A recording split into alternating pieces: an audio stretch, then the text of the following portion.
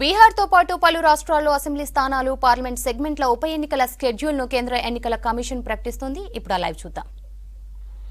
Rajiv Kumar is not a stranger to any of you. In fact, he is not a stranger to the country as such, having been banking secretary in the most turbulent and difficult times, finance secretary of the country, and earlier establishment officer in the Department of Personnel, besides his many other distinguished his other assignments.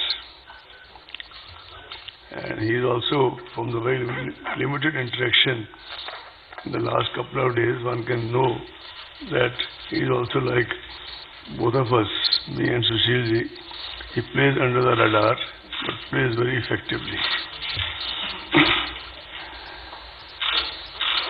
We last met at the time of announcement of elections to the Assembly of NCT of Delhi on January 6, 2020. The world has changed significantly since then, and certainly not for the better. The uncertainty and devastation caused by COVID-19 in the world has changed the way we live and work. It has forced a so-called new normal, which is not normal, but it's a new normal in every aspect of our lives, social, economic, and cultural. As the pandemic spread across the world, the first reaction of the election management bodies of many countries where elections were due was to postpone the elections, hoping that the pandemic would soon loosen its grip and they will be able to conduct their elections in a more conducive environment. More than 70 countries postponed their elections. However, as the days and months passed and the COVID does not really show any sign of abating and went on unpredictable curves and trajectories, going up one day, going down, slightly down, and then very up another day, it was realized that some way would have to be found to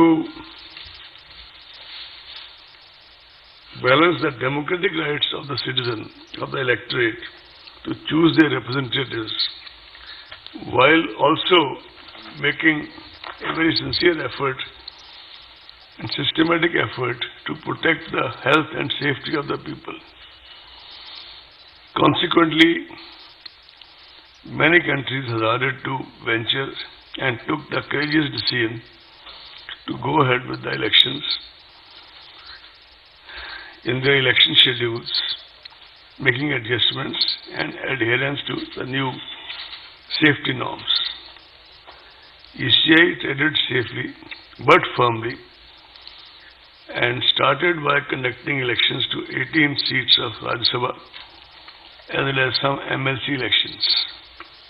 As you are aware, elections of Rajya Sabha are indirect, but they involve around 984 eligible electors across 8 states of the country. Stringent health and safety protocols were enforced during this election. After the successful conduct of these elections amid COVID crisis, ECI had all along been doing kind of parallel exercise on what to do about Bihar and what to do about the by-elections in a couple of state assemblies. And these were quite meticulous preparations, to which I'll allude to in a while. So today, friends, we are here. The Commission is here before you to announce the elections to the largest assembly of one of the largest states of India, which is Bihar. I think if you see the relative statistics, it would probably be, as a very senior friend from media said in the morning, the biggest election in the world in the COVID times, in the immediate future. You're all aware that the term of assembly in Bihar is due to expire on 29th November. Bihar Assembly has a strength of 243 members, of whom 38 seats are reserved for SCs and 2 for STs. COVID-19 exigencies and social distancing measures made the Commission revisit the extant instructions. One of the first major steps which was taken was to reduce the maximum number of electors at a polling station from 1,500 to 1,000. I am sure you will kindly appreciate the magnitude of this revision, because the number of polling stations as a result of this decision went up from 65,337 in the year 2015, the year of last, and to more than 1 lakh in 2020. This massive increase in the number of polling stations entails huge logistic and manpower implications.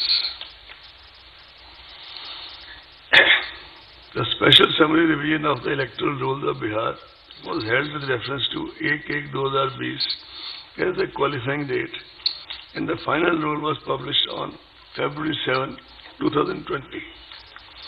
The total electors in Bihar during 2015, when the last assembly elections were conducted, was 67 million. In 2022, now as we are sitting to brace for the polls, the number is about 7.29 crore. It is 72 million. Male electors in 2015 were 3.57 crore, which has now risen to 3.85 crore. Number of female electors was